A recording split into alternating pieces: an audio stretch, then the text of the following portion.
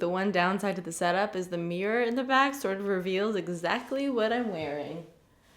It's normally sweatpants, waist down, baby. What's up, everybody? Welcome back. Today, we are going to be reflecting back on January. I'm going to be going through all of my favorite products from the last month. Is it just me, or was January literally the longest month of my life?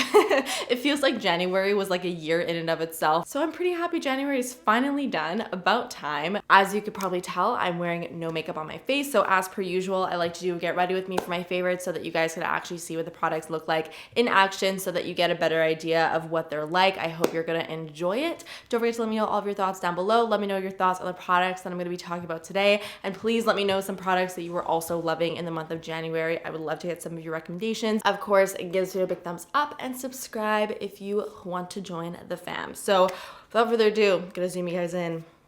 Let's get started. Okay, so the first product I want to talk about is this guy. It's the Omorovixa, I still don't know how to say it, Queen of Hungry Mist. Now, I don't really want to say that this was necessarily a favorite of the month because it is so exorbitantly overpriced. This is like about $100 Canadian, which is just insane, especially for a setting mist. This isn't really even supposed to do anything that spectacular. It honestly just smells really good. It's super refreshing. The spray is really beautiful, and it's sort of just like a toner. I like to use this almost like in my skincare routine, and I also like to use it before applying my makeup. I just feel like it makes my skin feel nice, but do I think it's worth $100? No. But I can't lie and not say that I've been dousing my face in this product every single day before applying my makeup. I mean, if you want to get real bougie, this is a really nice setting mist. Do I think it's worth the price?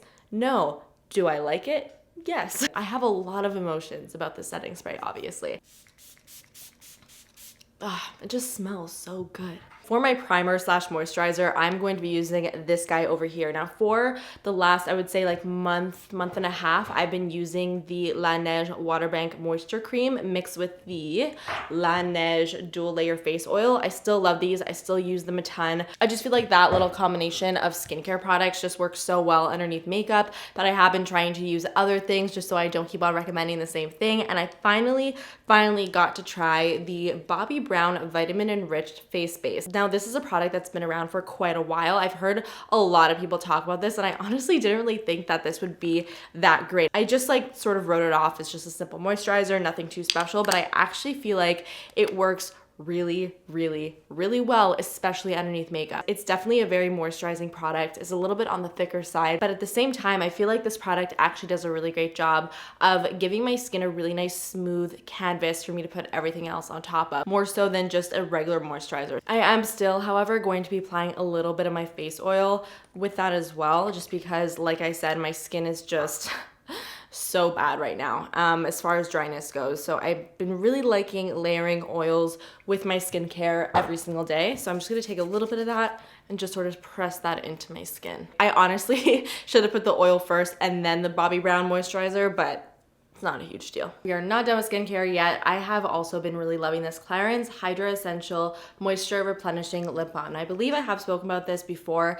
This is just a really nice lip balm. I mean, how many good things can you say about a lip balm? I definitely don't have a shortage of lip balms in my collection, but I've been finding myself really going out of my way to use this one. So, I mean, that just tells you that I really like it. It just makes my lips feel so good. Now for the foundation. Now this is kind of sort of cheating because I only discovered this like right at the end of the month, but I was so impressed with this product. I felt like I had to mention it in today's video and just tell you guys all about it again. So this is the new Revlon Candid Foundation. Now I originally heard about this product from Katie Jane Hughes. She talks about this all the time and she loves it. So I know if there's Katie's stamp of approval on a product that it's probably really awesome. So I finally got around to trying it, and this foundation is just everything I love in a foundation. So it's about a medium coverage and it has like such a beautiful, natural, radiant finish to it. It's not overly dewy where it makes your skin look super oily and that people with oily skin couldn't use it, but it's also not matte like at all. I actually feel like this is quite comparable to the It Cosmetics CC. I've never really tried a foundation from the drugstore that I found was as similar to the It Cosmetics CC as this one, and I actually just realized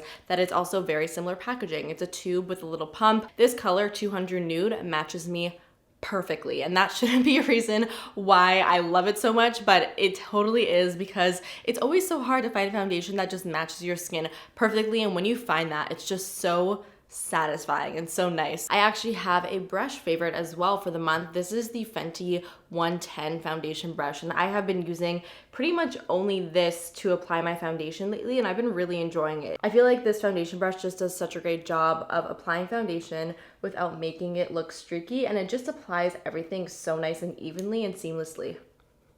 I really, really like it. And I really like the size and the shape of it. I feel like it does a really great job of just like going around the contours of my nose, and it's not too big, but it's big enough that, you know, it covers a nice surface area of my face. And this may not be like a huge thing to some people, but I actually really like the handle of the brush. I love that it tapers a little bit. I just find it super comfortable to hold in the hand. So that is just a little bit of that foundation blended onto my face. And you see how just natural looking it looks. Like, it doesn't even look like I'm wearing any product, but it completely evened out my skin tone. My skin looks so nice and glowy and radiant, and it just did such a great job. So next up, I'm going to be using the Makeup Forever Ultra HD Light Capturing Self-Setting Concealer. This is another product that I have been using, really not for very long at all. I actually started using it at the same time as the foundation, and I really fell in love with this concealer pretty quickly. I like this concealer for two reasons.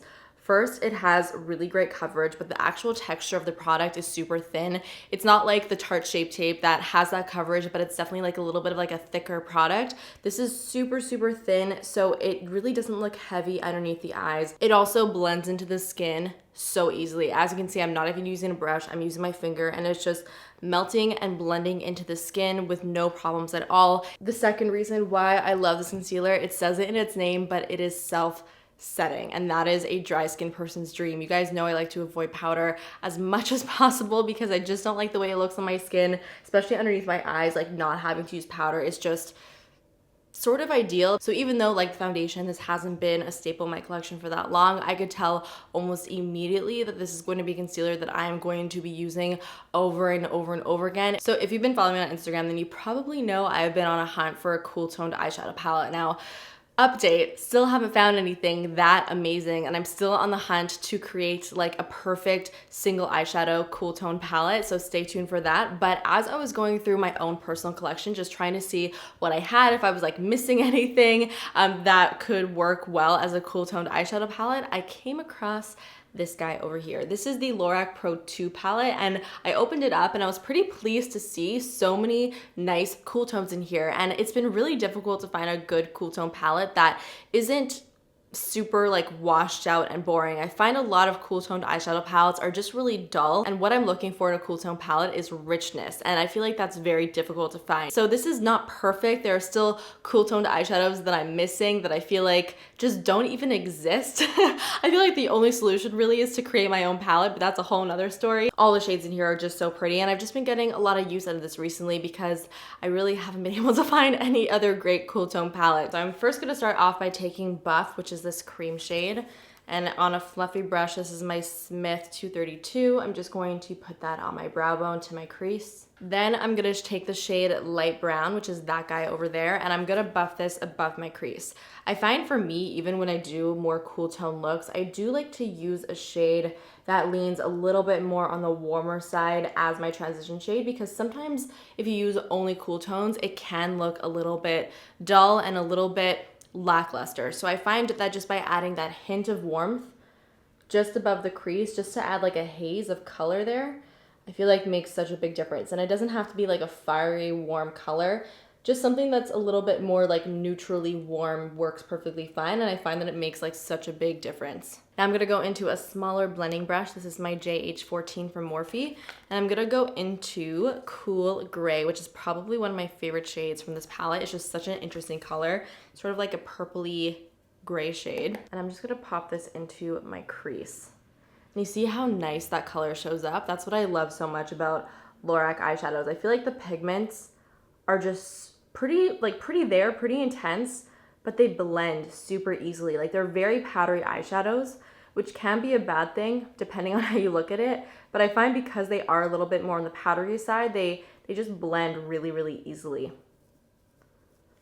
So I'm sort of just contouring my eye with this shade. I'm putting it into my crease as well as on the outer corner of my eye. And then I'm going back in with the last brush I used, even picking up a little bit more of the light brown, and just buffing along the edges to make sure that it's nicely buffed out. A lot of people love warm tone eyeshadows because it makes their eyes stand out. And that is definitely true, especially for blue eyes and green eyes. But I feel like for brown eyes, warm tones look pretty, but cool tones are it. Cool tones really, really make the eyes stand out because most brown eyes are a little bit warmer.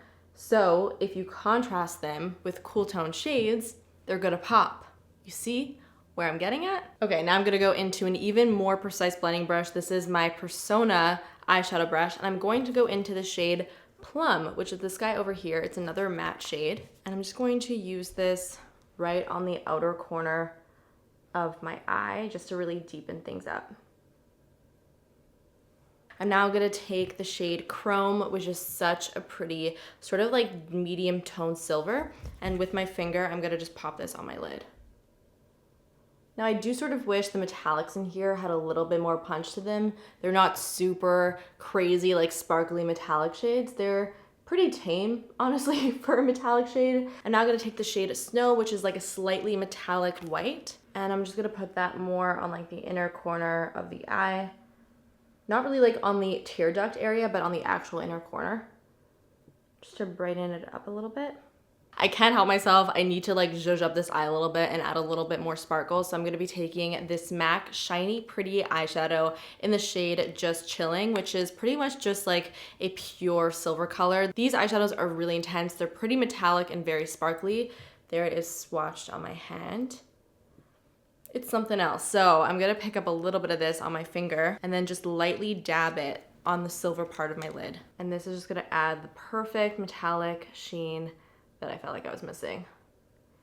Yes, much better. Sometimes with like silver shades, it could be a little bit intimidating because you think you're gonna end up looking sort of like a robot with just like a bright silver metallic lid. But this silver eyeshadow can be manipulated in a way where it just sort of leaves like the most beautiful, shiny, sparkly finish to the lid, and it's not too overwhelming or intense. I really, really like it. I'm now gonna take a little bit of the cool gray on a pencil brush and just smudge that on my lower lash line.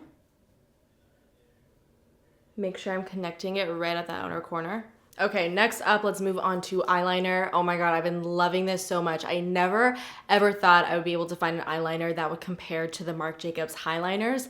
However, I think I have found it. This is the Milk Makeup long wear gel eyeliner, and this one is in the shade CEO, which is pretty much just a deep dark brown. This obviously comes in a bunch of different colors. CEO is my favorite though because I love a good dark brown eyeliner. I just find it to be so much more flattering on me than black. It's a little bit less harsh, but it's still really, really dark. But more so than the color, what I love most about this product is how long wearing it is. With pencil eyeliners, I'm always like a little bit hesitant to put them on my upper lash line because I don't want them to just smudge throughout the day. This does not move, you guys. Like, it just sticks on your eyelids and stays in place. And then in the waterline, the stuff also does not move. It's so intense and so pigmented, but it does not like travel down your face throughout the day or throughout the night. Today, because of the eye look we got going on, I am gonna switch up the color. I'm going to be using this guy, which is the shade Biz. It's sort of like a indigo bluish purple shade. It's still really, really dark, so it's not super in your face or really bright.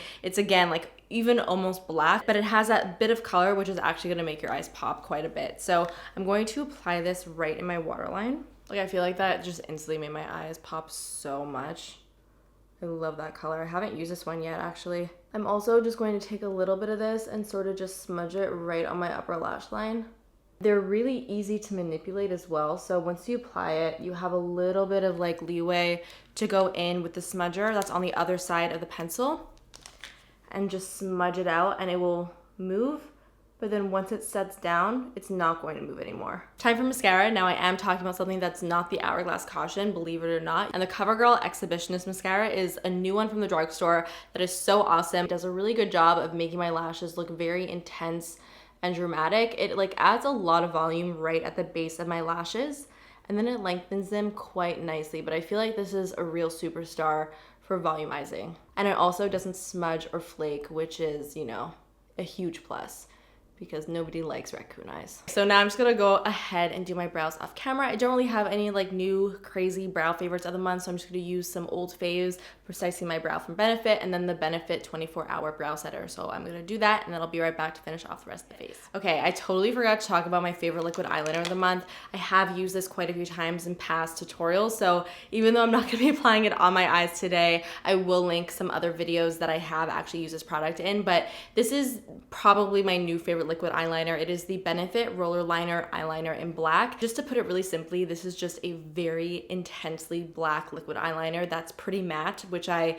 just appreciate so much, because one thing I hate most is liquid eyeliners that stay a little bit shiny. I just don't like the look of that. I like a really black, dark, matte eyeliner, and this just gives it to me. I don't have a favorite bronzer of the month. There wasn't really anything that particularly stood out to me, but I am going to be using my Lila B bronzer, which is definitely one that I really like, but I can't say it's like been my most used or anything this month. I feel like I've just been recently getting back into this product. I used to use it all the time, and I sort of forgot about how beautiful it is. It's a really good one. So for blush, this is a little cream blush from a brand that I only recently discovered at the beginning of the month. It's called Oaken Fort, and this is the Color Wash blush in the shade Clay. Clay is the perfect name for this blush because it really is the color of red clay. If you're looking for a blush that makes it look like you're naturally flushing, that just looks like you just pinch your cheeks and that's the color that you got, this color is perfect for that. It looks a little bit intense and scary in the pan, but when you actually apply it on your cheeks, it just gives the most amazing natural flush color. I also really like the formula of this product. It's super easy to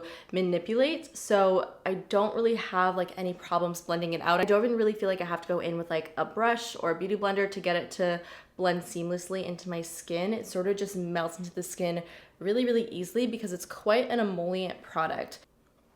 So I'm just applying that right to the apples of my cheeks and then just blending it by tapping it out. And you can see it just blends with absolutely zero issues. For my lips, I discovered this nude guy from CoverGirl. This is in the shade Tempting Toffee, and I've spoken about the CoverGirl lipsticks before. I really like the formula of them. They're very, very creamy, very moisturizing, super comfortable to wear, especially the cream formula. It's just one of those great go-to nudes that you know is always going to go with whatever you have going on the rest of your face. So I'm first going to line my lips with my Make It Forever lip liner in the shade Anywhere Caffeine, which is one of my favorites as well. Not only from this month, but just in general, I love this lip liner.